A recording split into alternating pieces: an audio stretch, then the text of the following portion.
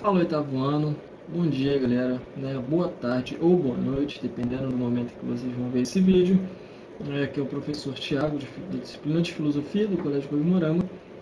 E eu vou estar aqui com vocês, pessoal, hoje para a gente poder dar uma revisada no nosso conteúdo, visto que vocês estão se preparando aí para as primeiras avaliações desse nosso segundo bimestre. Vou estar aqui para ajudar vocês e para poder dar uma facilitada, a gente poder dar uma revisada em tudo que já viemos aprendendo. Eu tenho certeza que na aula do Zumba, vocês são uma turma super participante, uma turma bem ativa e tenho certeza que vai ser fácil a compreensão. Então, pessoal, eu falei para vocês que o nosso enfoque nessas avaliações no segundo bimestre vão ser voltados para a filosofia do iluminismo e para alguns de seus filósofos que citamos. Citamos alguns filósofos importantes, alguns, se não me engano, de 2 a 3 filósofos bem importantes, ou até mesmo 4, Bacon, Voltaire, Rousseau, John Locke, alguns dos filósofos importantes nesse iluminismo aí. E nessa videoaula a gente vai trabalhar um pouquinho sobre a era do iluminismo, sobre a filosofia iluminista, e eu vou dar uma separada em alguns desses filósofos e vou pedir para que vocês foquem neles. Então fiquem tranquilos, que a aula vai ser bem tranquila, vai ser uma aula proveitosa, produtiva, tenho certeza que vocês vão gostar. Valeu? Então vamos começar. Então, pessoal, aquele famoso começar do início, Vamos falar aí de onde surgiu, como surgiu um pouco do iluminismo, desse movimento filosófico, e a gente vai fazendo algumas reflexões ao longo do vídeo. A filosofia na Idade Moderna tem seu ponto mais alto no iluminismo. O iluminismo, mais do que um movimento cultural, ele foi a culminância de um modo de pensar que se iniciou na chamada Revolução Científica, no final do século XVIII. Essa revolução científica forneceu as bases para 2 grandes revoluções que se seguiram. Uma de caráter político, que foi a Revolução Francesa, e a outra de grande impacto econômico, que foi a Revolução Industrial, que moldaram radicalmente a sociedade e deixaram mais próximas do mundo como tal conhecemos hoje. As instituições políticas, as relações de produção, os valores morais, enfim, podemos dizer que nossa sociedade ainda se move por aquele espírito revolucionário presente na modernidade. Com esse trecho a gente relembra que o movimento filosófico do iluminismo ele tem grande ascensão no século XVIII, onde está acontecendo muitas mudanças, pessoal, muitas mudanças na sociedade.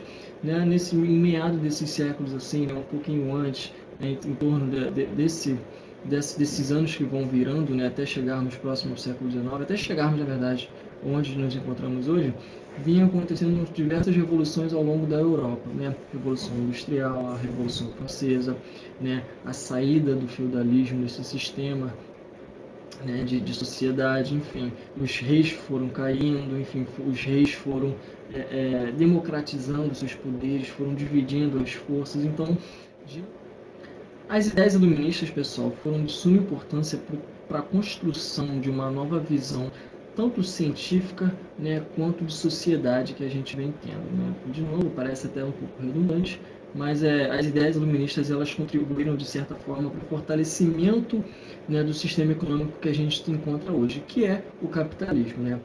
Uma das ideias que o movimento iluminista trouxe para aquela determinada época, galera, foi sobre as questões das ideias, sobre os esclarecimentos dos conhecimentos que a gente, na época do feudalismo, dos absolutismos, a gente não tinha tanto, a gente não, na verdade, aquela sociedade não tinha como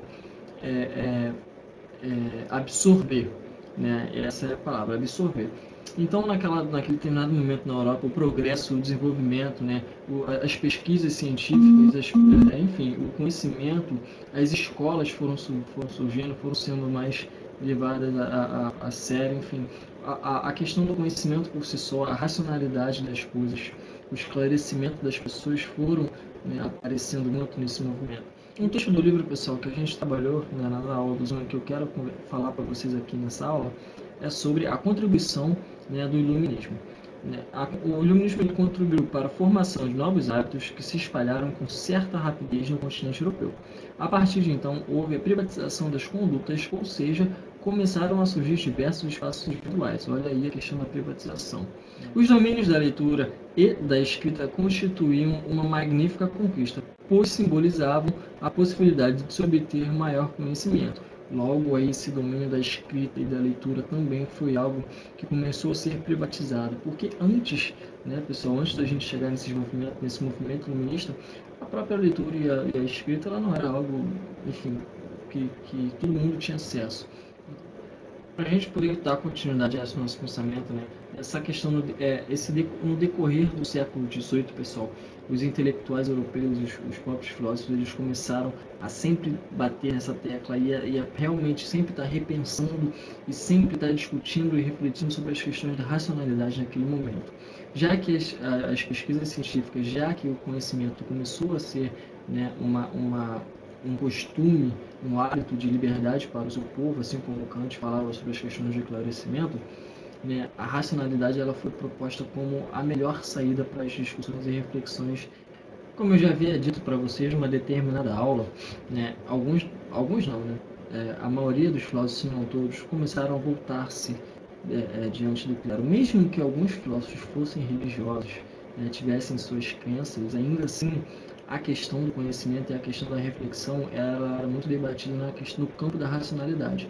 Então, muitos filósofos naquela época se posicionaram contra, né, essa questão da igreja permanecer controlando não só o conhecimento, como todas as outras partes, né, das questões sociais, como a economia e tudo mais. Então, a igreja foi deixando de ter um determinado poder, né, para que a reflexão e a racionalidade pudesse ser mais trabalhada de acordo com esses retóricos, com esses filósofos e pensadores da época. Então, eles se posicionavam contra o clero, contra a igreja, para que pudesse haver mais liberdade desse determinado pensamento.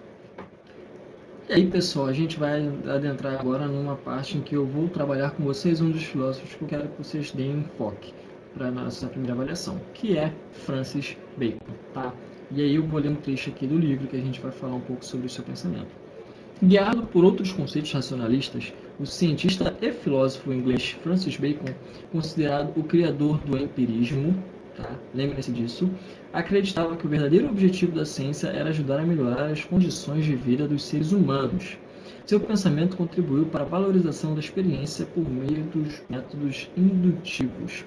Então, galera, Francis Bacon foi um racionalista e um filósofo, além de cientista também, foi o criador, né, do método indutivo, e ele procurava, né, fazer com que o conhecimento, a prática, né, a aprendizagem, ela ocorria através das experiências dos seres humanos, da experiência daquela determinada aprendizagem, daquele conteúdo que você quer racionalizar, aquele conteúdo que você quer aprender, você precisava ter uma experiência, né, através disso. Então, Francis Bacon ele contribuiu muito para essa valorização. Hoje nós temos muitas coisas que nós aprendemos muito através da experiência, né? A gente pode até estudar a parte teórica, a gente pode até racionalizar esse pensamento, mas uma série de coisas nos propõe fatores que vão fazer com que a gente aprenda realmente melhor, ou então, né, em suma equilíbrio, com a experiência, né, com os métodos de experiência. Então, pessoal, mais um desses filósofos que eu proponho que vocês deem enfoque, né, que eu quero falar com vocês agora, é sobre John Locke.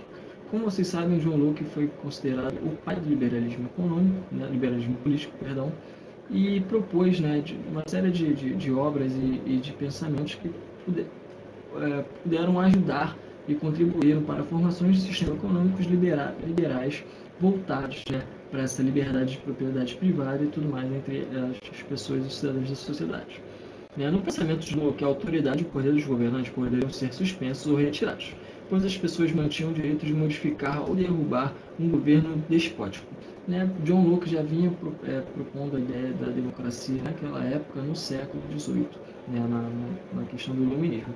Quando ele fala sobre despótico, como a gente já falou, o despotismo, que acontece é quando um determinado governante, tende a pôr pessoas de sua família, ou então que sejam amigos e tudo mais, que não sejam nem qualificados para aquele cargo, ou então, de certa forma, não tem vínculo nenhum com aquela questão, com aquela necessidade que aquele cargo determina, que é a responsabilidade daquela ocupação, e que coloca, né, se torna meio que uma aristocracia dentro daquele governo, onde ele começa a pôr pessoas que ele pode comandar, pessoas que ele pode ter influência ou não, para poder determinar, para poder propor jogos políticos, para poder fazer com que as coisas andem da maneira que ele quer. Então, por pessoas conhecidas, familiares, mãe, pai, cunhado, enfim, o que for, contribui para que essa centralização de poder permaneça na mão de uma só pessoa, que é esse governante maior. John Locke foi mais além também, né, condenando o pessoal a questão do absolutismo monárquico. Ele era totalmente contra, né, e ele considerava muito que o executivo já na época era, né, e ainda é hoje, um simples, como a gente pode dizer, agente do legislativo. Então a gente trabalhou isso, né, um pouco nas aulas do Zoom, falamos sobre legislativo, que são os nossos parlamentares, que geralmente tendem a ser as pessoas que vão é, observar, que vão monitorar, né, as atitudes, os hábitos, as coisas que vem fazendo um determinado governante, seja ele um prefeito, um governador, um presidente. Os parlamentares ele tendem, né, a tomar conta do dinheiro público, enfim, propor PLs, né, ideias, é, é, leis, entre outras, vão votar a favor, votar contra. Então, Voltaire defendia na época que o executivo ele era um mero agente, né? Ele mero subordinado do legislativo, né? Dizendo assim que a maioria sempre tinha que vencer, tinha que estar no controle das situações, dos votos, né? Das vontades. O povo sempre tinha que estar, né, no controle, assim como os parlamentares, assim como o legislativo, diante das determinadas ações desse determinado executivo.